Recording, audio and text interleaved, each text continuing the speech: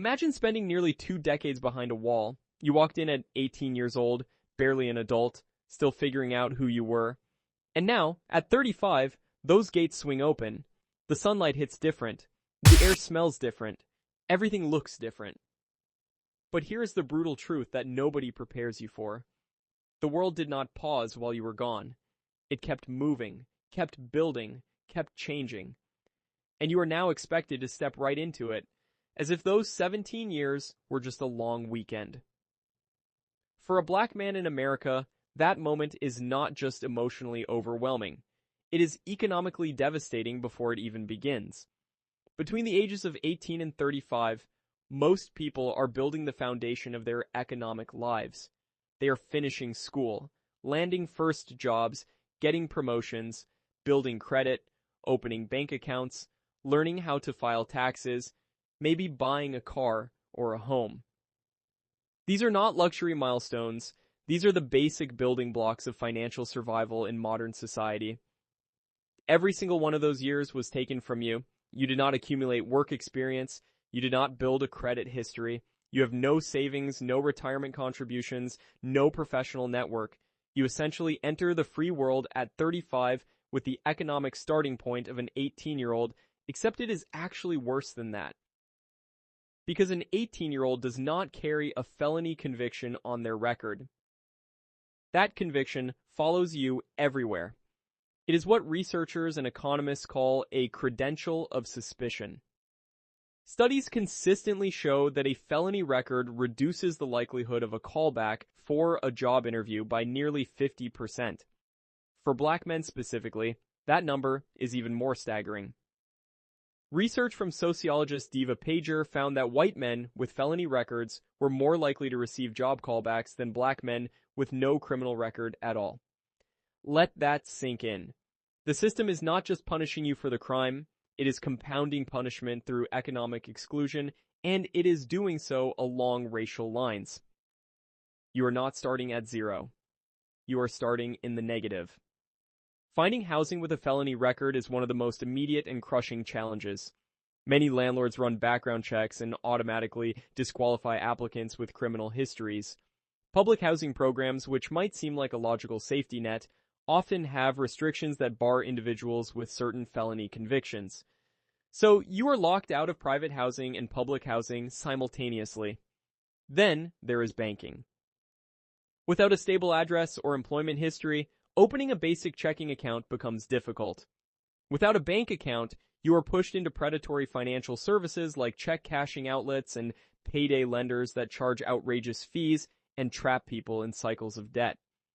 Every financial door has a lock, and your record is the reason the key does not fit. None of this happens in a vacuum. The economic order in America was not built neutrally. Wealth in this country was constructed through systems that deliberately excluded black people, from slavery and to sharecropping, from redlining to mass incarceration. The prison system itself functions as an economic mechanism. It removes black men from communities during their most productive earning years, strips them of voting rights in many states, and returns them to society economically crippled. Meanwhile, the industries built around incarceration, private prisons, commissary companies, phone service providers generate enormous profit. The economic power structure benefits from your absence and your return equally as long as you remain at the bottom. But here's what that system never accounts for: resilience. There are reentry programs, nonprofit organizations, and community-based initiatives specifically designed to help returning citizens rebuild. Vocational training, entrepreneurship programs, expungement clinics, and second chance hiring initiatives exist and are growing. Organizations like the formerly incarcerated and convicted people movement are pushing for policy changes that address the economic barriers head-on. Building credit from scratch is possible. Skilled trades, technology, and entrepreneurship offer pathways that bypass traditional gatekeepers. The economic order was designed to keep you out. Understanding that design is the first step to dismantling it from the inside out, one deliberate decision at a time. Walking out of prison means stepping into a new chapter, and one of the biggest challenges waiting on the other side is rebuilding your financial life from the ground up. You may be starting with no savings, damaged credit, no bank account, or even debts that followed you while you were incarcerated. Some people walk out owing court fees, child support, or collections that have been sitting untouched for years. The weight of that can feel overwhelming before you even take your first real step forward. But here is what matters most right now. Starting over does not mean starting without a plan. It means being honest about where you are, being intentional about where you want to go, and taking it one step at a time. Financial recovery after incarceration is not a myth. It is a process, and like any process, it begins with a single decision to move forward with purpose. Before you can rebuild anything, you need to know exactly what you are working with. That means checking your credit report and writing down every debt you owe. Find out whether you have old accounts sitting in collections, child support obligations, court fees, fines, or any other financial responsibilities that need your attention. You cannot fix what you do not fully see. Many people make the mistake of avoiding this step because the numbers feel too painful to look at. But avoidance only gives those problems more time to grow. Pull your credit report, review it carefully, and take notes. Do not try to fix everything at once. Right now, the only goal is to get the complete picture. Once you know what you are dealing with, you can start making decisions about what to address first, what to negotiate, and what to plan around. Knowledge is the foundation of every financial decision you will make going forward. If you do not already have a bank account, opening one should be near the top of your priority list. A checking account and a savings account give you a safe place to store your money, receive direct deposits, and begin building a financial identity. Learn how your bank works. Understand how to use online banking tools, how to avoid overdraft fees, and how to protect your account information from fraud. Some banks and credit unions have programs specifically designed to help people who have had financial difficulties in the past, so do not assume you will automatically be turned away. Your bank account becomes one of the most important foundations for rebuilding your financial life. Without one, you are operating outside the financial system in ways that make everything harder, from getting paid to paying bills to eventually building credit. Getting banked is not just a convenience, it is a critical first step. Once you have a bank account and a clear picture of your debts, the next step is creating a basic budget. Start by writing down the money coming in each month. Then write down everything that absolutely has to go out. Housing, food, transportation, phone, clothing, and other necessities. After covering those essentials, look at what is left and decide intentionally where it goes.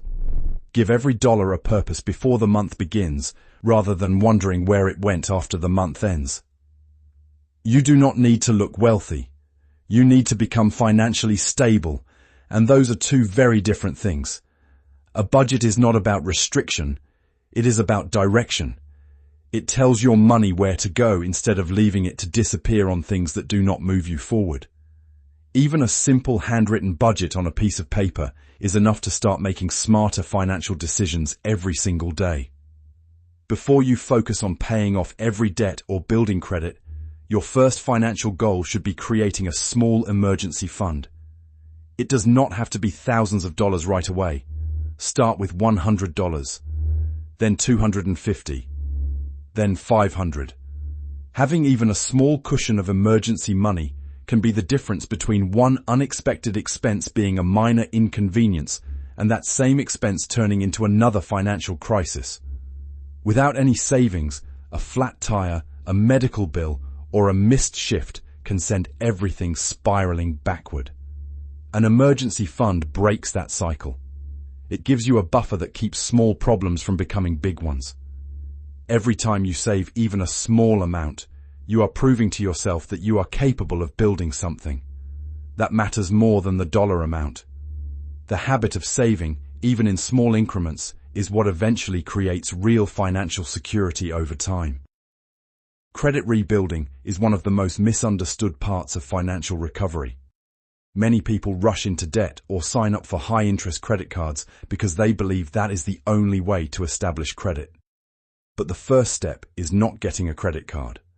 The first step is understanding how credit actually works. Learn what factors affect your credit score, including payment history, credit utilization, the length of your credit history, and the types of accounts you carry. Pay every bill on time, because payment history is the single biggest factor in your score. Keep balances low if you do use credit. When you are ready, look into legitimate credit building options, such as secured credit cards or credit builder loans offered through credit unions. And regularly monitor your credit reports for errors, because mistakes on credit reports are more common than most people realize and can be disputed and corrected. Good credit is built through consistency over time, not overnight. A job may be your starting point, but it does not have to be your finish line. Once you are stable enough to think beyond immediate survival, start thinking about how to grow your earning potential. Learn a trade. Earn certifications in fields that are in demand. Develop new skills through free or low-cost programs available through workforce development centers, community colleges, and online platforms. Look for better-paying opportunities as your experience and credentials grow. Consider entrepreneurship if you have a realistic business idea and the discipline to execute it. Your past may affect some opportunities, but it does not eliminate every opportunity. There are industries, employers, and paths that remain open to people with records. And there are also legal protections in many places that limit how and when a background check can be used against you. Do not let fear of rejection stop you from pursuing growth. Every skill you build and every certification you earn increases your value and your options. Someone else may have a house, a new car, investments, and years of savings already built up. That is their timeline, shaped by their circumstances and their years of uninterrupted progress. Your job is to build yours, starting from exactly where you are right now. If you just came home, financial success might initially look like keeping a job for 6 months straight, paying every bill on time, saving $20 from each paycheck, or simply not going backward. Those are real wins, and they deserve to be recognized as such. The comparison trap is one of the fastest ways to derail your progress, because it makes you feel like you are failing when you are actually moving forward. Measure your progress against your own starting point, not against someone else's middle or finish line. Every step forward, no matter how small it looks from the outside, is proof that you are building something real, something that belongs entirely to you.